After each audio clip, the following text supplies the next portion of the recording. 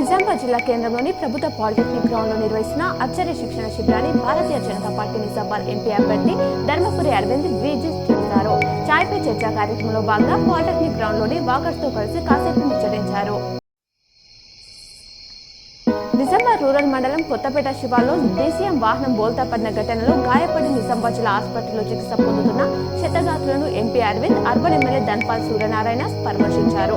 ఆసుపత్రి superintendent doctor ప్రతిమారాజుతో మాట్లాడి క్షతగాత్రులకు మెరుగైన వైద్యం అందించాలని కోరారు.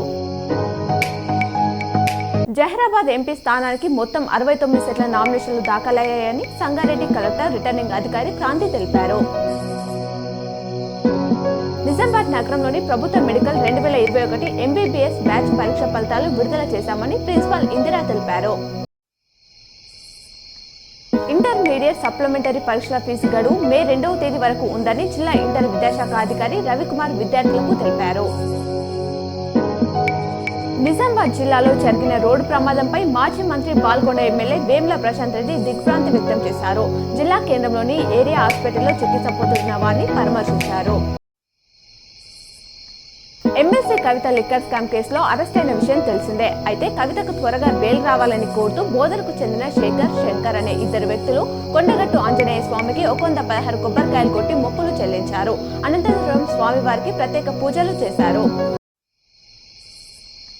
తెలంగాణ ఓపెన్ స్కూల్ ఇంటర్ 10వ తరగతి పరీక్షలు మొదటి రోజు ప్రశాంతంగా కొనసాగాయి. 10వ తరగతి పరీక్షకు 1017 మందికి గాను 910 మంది హాజరు కాగా 107 మంది హాజరు కాలేదు. ఇంటర్లో 1490 మందికి గాను 1340 మంది హాజరు కాగా 150 మంది హాజరు కాలేదు. మధ్యాహ్నం నిర్వహించిన పరీక్షలో ఇంటర్ అరబిక్ పరీక్షకు గాను 23 మంది పరీక్షకు హాజరయ్యారు. రాష్ట్రాన్ని అకాల వర్షాలు వీడడం లేదు. ఈ నెల 28, 29, 30 తేదీల్లో వానలు కురుస్తాయని హైదరాబాద్ వాతావరణ కేంద్రం వెల్లడించింది.